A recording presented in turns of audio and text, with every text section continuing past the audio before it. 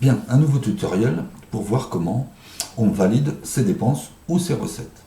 Voilà, alors, comme d'habitude, à chaque fois, il faut commencer par se connecter. Donc, on rentre son identifiant, voilà, son mot de passe, et on se connecte. Voilà. Alors, une fois connecté, on va sur le portail comptabilité.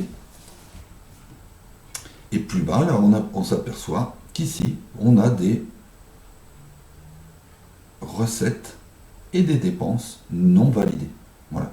On voit ici que le montant des chèques non crédités est de 1 500 €, le montant des chèques non débités est de 300 €.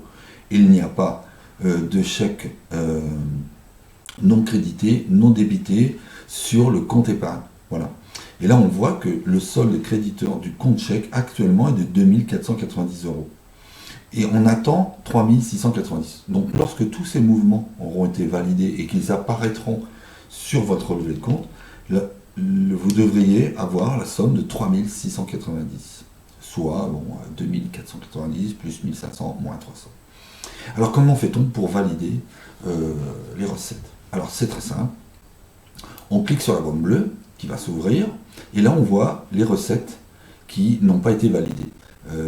Alors, par exemple, il y a 500 € ici et 1000 €, voilà, avec voyage pour l'ICMS. Alors, pour accéder au formulaire qui a permis de saisir ces données, on clique sur la loupe. Voilà. Je clique sur la loupe et le formulaire va s'ouvrir. Voilà. Alors, le formulaire, il s'ouvre dans un nouvel onglet sur votre navigateur. Voilà. Alors, ici, on retrouve toutes les données qui ont servi à saisir ce formulaire. Donc on trouve ici des informations, notamment sur les recettes. Et on voit qu'ici, il y a une qui est en bleu, parce qu'elle était validée, et avec une date de validation. Donc ici, le 6 janvier, il y a une recette qui a été validée le 28 février.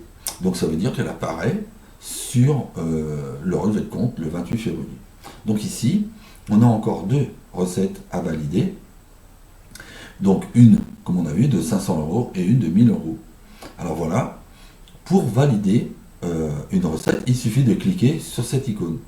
Actuellement, je ne peux pas saisir de date dans la date de l'opération.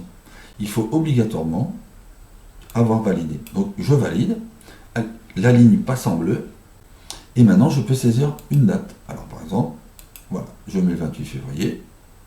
Voilà, j'ai validé mon opération. Je clique ici pour valider la deuxième et je choisis une date. Voilà. Là, j'ai validé mes deux recettes. On voit qu'ici, maintenant, l'addition c'est automatiquement faite du total sur le compte chèque des recettes créditées. Alors, c'est juste pour ce formulaire, on est bien d'accord. Par exemple, si j'enlève là, tout d'un coup, je me suis fait une erreur, je reclique dessus, automatiquement, il repasse en orange. Et ici, vous voyez, la somme, c'est automatiquement soustrait. Donc, je reclique dessus. Bon, là, par contre, il faut ressaisir la date. Voilà. Et là, on voit bien tout de suite qu'apparaît cette valeur qui correspond au total des recettes de ce formulaire de 1650. Voilà. Alors ici, sur ce formulaire, il restera encore deux dépenses à valider. Alors on n'est pas obligé de le faire en même temps, ça peut être plus tard. Voilà. Donc là maintenant j'enregistre. Je valide, voilà.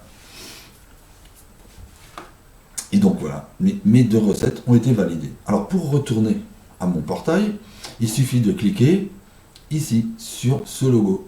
Je clique ici, j'en reviens à ma page d'accueil, je clique sur comptabilité, et là je peux constater tout en bas qu'il n'y a plus de recettes à valider, qu'ici notre valeur elle a changé, on est passé à 3 990, c'est-à-dire que sur notre compte chèque actuellement on a 3 990 €, mais on sait qu'il y a encore 300 € de chèques non débités.